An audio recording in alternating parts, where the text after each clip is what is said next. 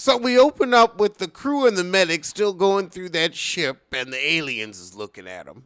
But they don't know that. They don't know that. So they come across some dead people, and they realize it's some type of toxin that killed them. And yeah, the aliens. Of course, the black woman tells them, let's keep moving and let forensics Agatha Christie this shit. Carly Red. You know how it is in summer. Carly just always be finding her way in the leaks twixt your air conditioning. Because I don't have a fix-it gay, and I'm not a fix-it gay. I'm a cram it in there, and it'll work gay. I got to pull it out in, honestly, less than a damn month. It's already getting cool at night. Back with the kids. Back at Paradise Island, we got the heifer that was with the kids earlier looking over their videos, and then we got the millionaire talking to her saying, you know, with AI, we used to be afraid of building a machine that would be smarter than us and would have no reason to deal with us. He said, this is our intelligence race, and these are our starters. She said, if they ain't staying human, what do we win? This heifer said if we don't make their lives better, all we've done is make consumers immortal. Don't give them any ideas. But that's true. Like, live forever, pay forever.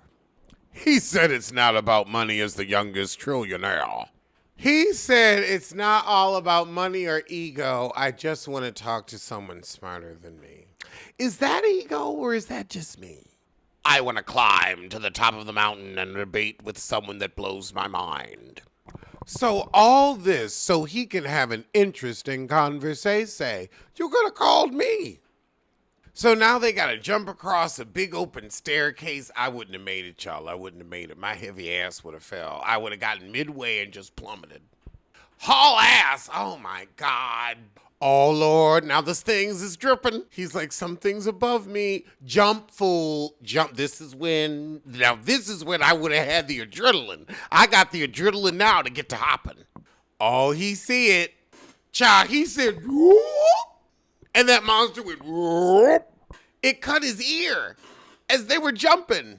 Oh, he fell to the second floor. The elevator closed doors that quick. Child, that's a movie. That's a movie. He's calling for backup. I need front up. Why not go run for up to your backup? But then again, that thing was right there. So I would want to keep the door closed too.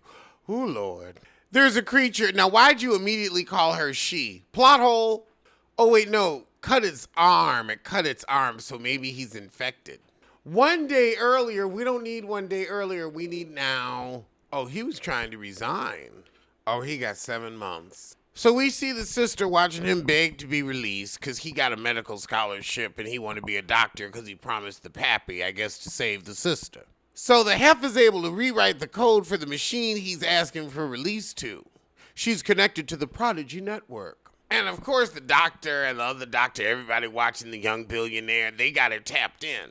However, now it's nighttime and the Chitlins is showing up.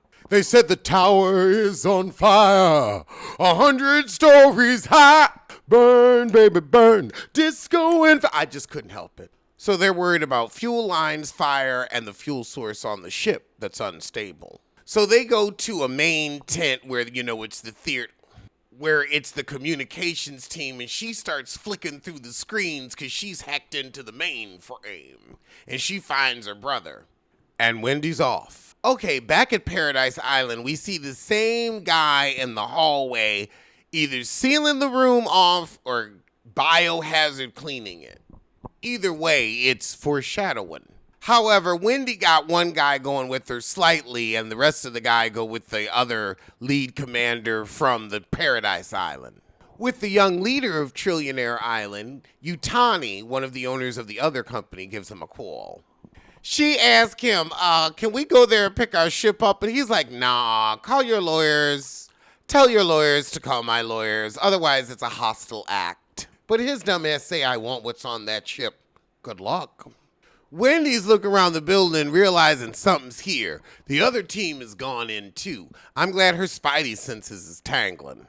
Child, so with the other team, they see that seed pods have sprouted through the ship. And it looks ready to burst. However, the lead guy tell him, well, we don't kill. One of the girls says we should kill it, and the lead guy says we're scientists, we don't kill shit. Nah, I think that needs to be executed. Oh, the lead guy is some type of cyborg that the trillionaire is controlling, and he thinks and the kids think that's their friend. There's a lot of chittering going on, a lot of chittering. Now they come across the two guys that were tied up that got killed by that bug. Chittering.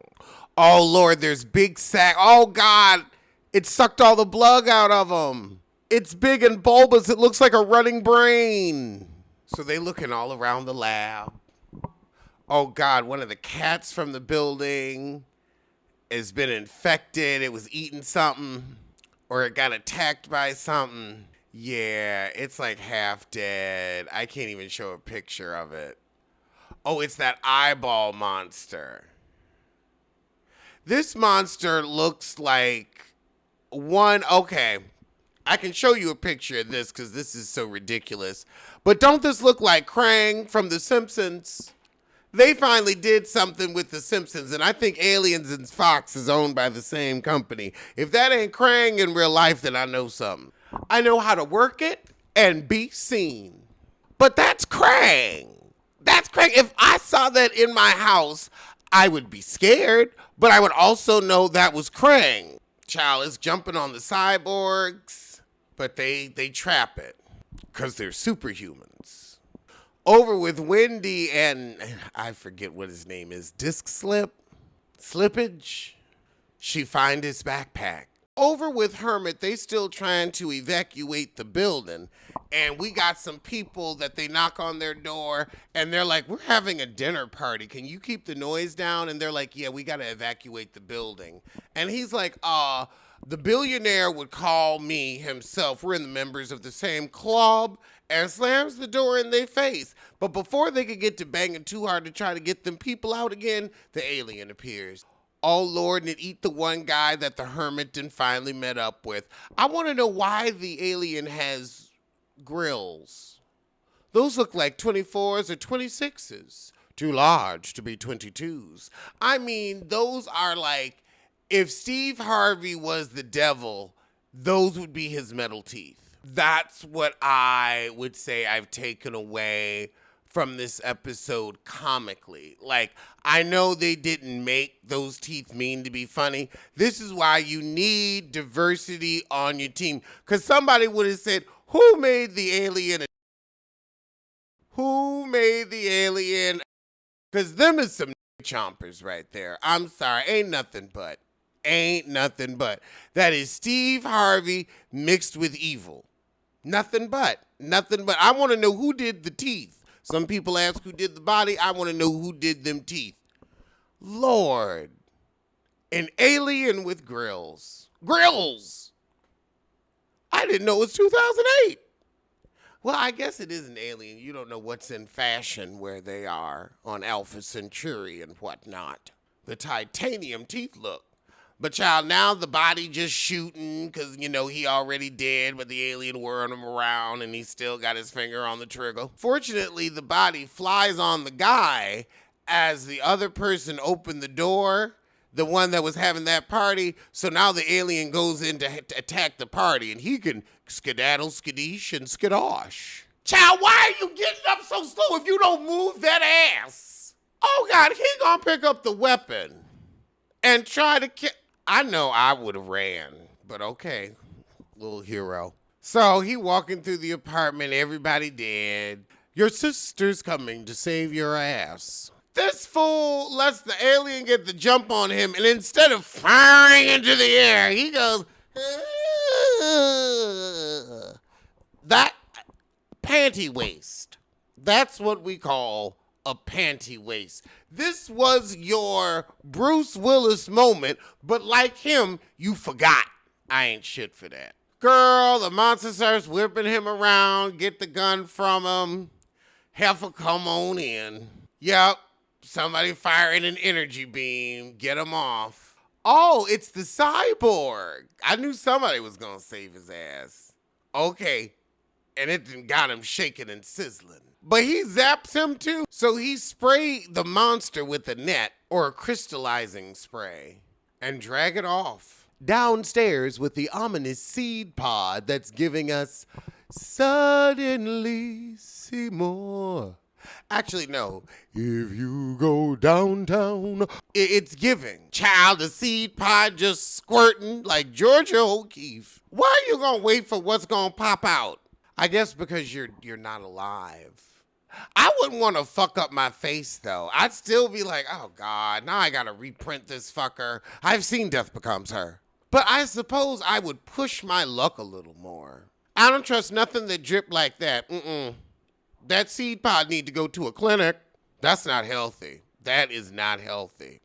That's not natural lubricant. That's illness. So now security, remember the original people, Hermit's team run into the cyborg dragging that thing. So of course they stop him. Of course, when he let it go, the thing jump out and kill the Securitat. What TV series is Securitat from? Ooh, this is millennial brain twister. So before it could get at the cyborg, it ran off to get some more soldiers. Back with the kids and the pod, something slithering out. A tentacle T. So Hermit wakes up from his little pass out encounter with the alien. And he goes to the rich guy's house and sees some baseball memorabilia and get caught up looking at world past, even though they talk about 1970 something, and it's like, baby, you wasn't born then. But now the sister walk in. But they get called in, and she's all excited she found her brother, and he's like, yeah, we've got an invasive species